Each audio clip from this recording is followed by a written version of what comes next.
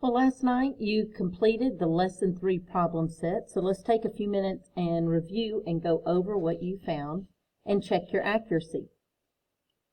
Use the array to help you write two equivalent expressions. So this parentheses is giving me a hint that I am looking at 2a plus 5. And I need 3 of those. That's going to give me 6a, because 3 times 2a is 6a, and 3 times 5 is 15. 6a plus 15. Now this gives me the product.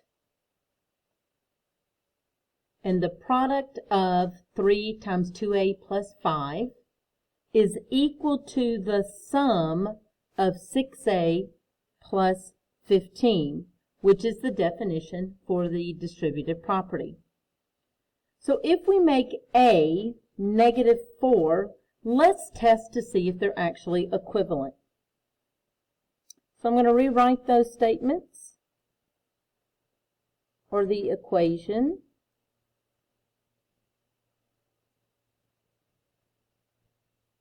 And notice we have two different expressions here that we're checking to see if they are equivalent. And I'm going to substitute -4 in for a. 2 times -4 is -8 plus 5. 3 times -3, which gives me a -9. And 6 times -4 plus 15. 6 times -4 is -24 plus 15. Remembering those integer rules, greater absolute value gives me a -9. So yes, they are equivalent.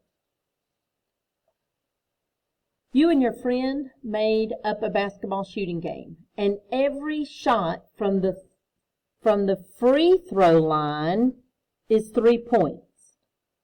So I'm going to put the free throw line has 3 points.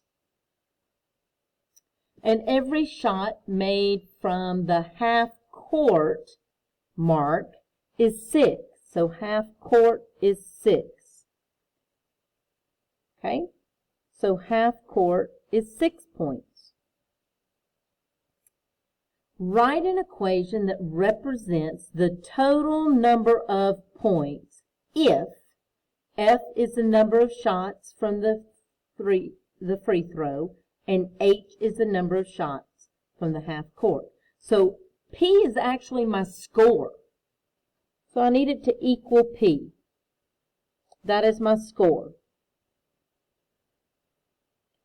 Now, in order for me to know the score from free throws, I have to know the value of one free throw. And the value of one free throw is 3 points.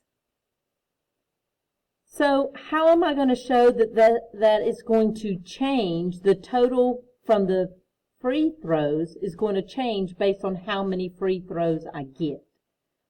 Well, let's add in that variable.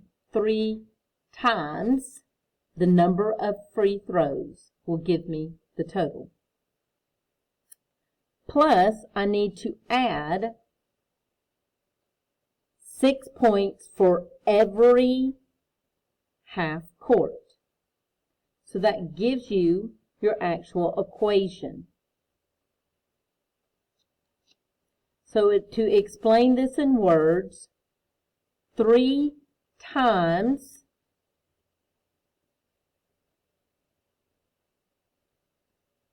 the number of free throws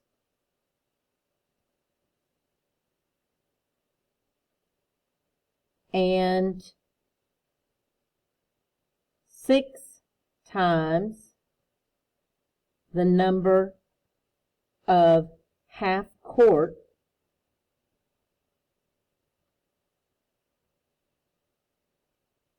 equals the total score.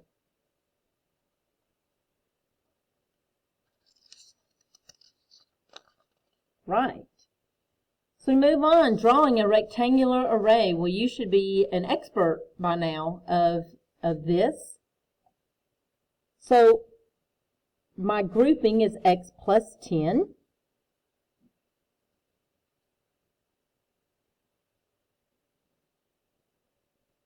Here is my x. And here is my 10. And I need two groups of those, 2x and 20. So my standard form, that means that I have combined all those like terms, is equal to 2x plus 20. So my groups are, or my grouping is 4b, 12c, and 11, and I need 3 of those. So 3 times 4b is equal to 12b. 3 times 12c is equal to 36c, and 3 times 11 is 33. So in standard form, 12b plus 36c plus 33. And again, we've got our product is equal to the sum, that definition of using the distributive property. So we needed to use the distributive property for each one of these.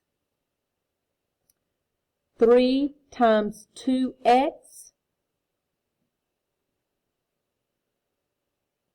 minus 3 times 1, 6x minus 3. Okay, so let's take a look at this next one.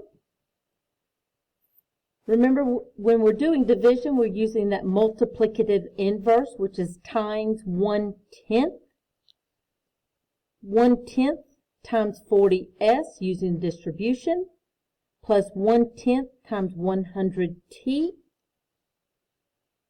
40s divided by 10 plus 100t over 10. My final answer is 4s plus 10t. Okay, let's move down to the next two and review those. 10 times b is 10b.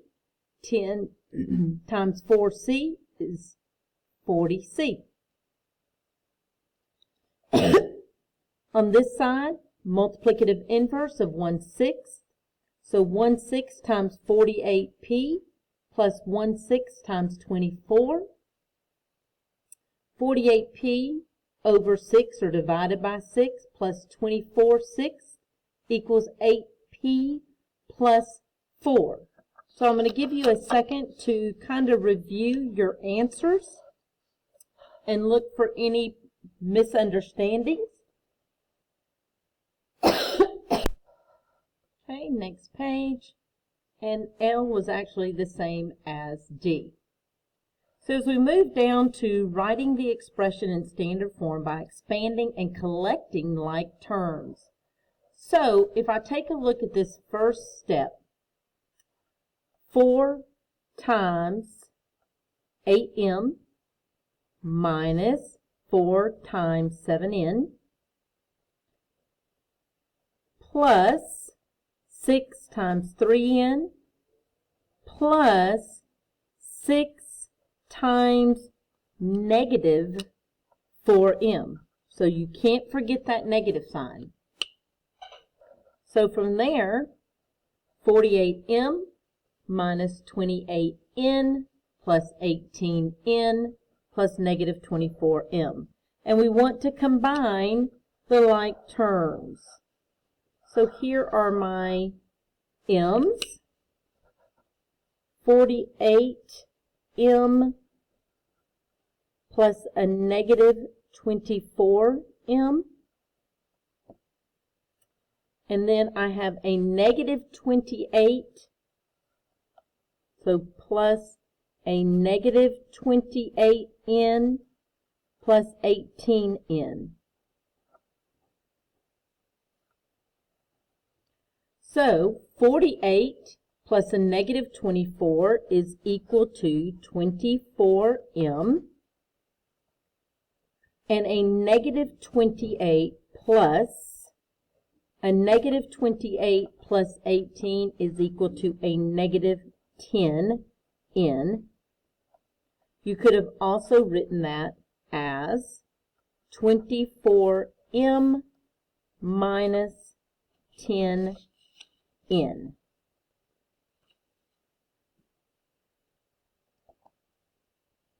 Okay, here we're doing it again.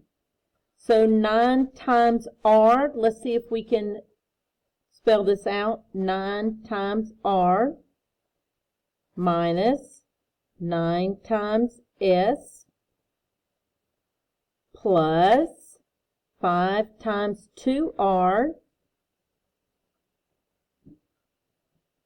plus 5 times a negative 2s. Remember this part.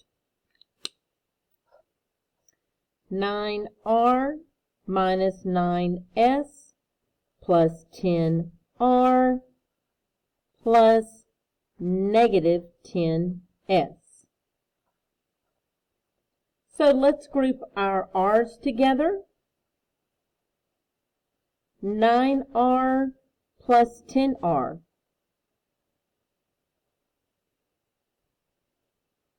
is 19r. And then I have a negative 9s plus a negative 10s, which equals a negative 19s, or 19r minus 19s. And finally,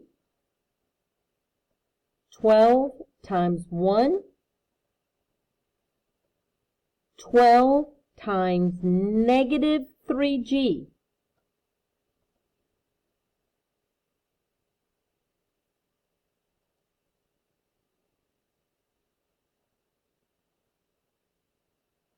Okay. Positive 8 times g. Now notice I'm putting the positive 8 times g and positive 8 times a positive f.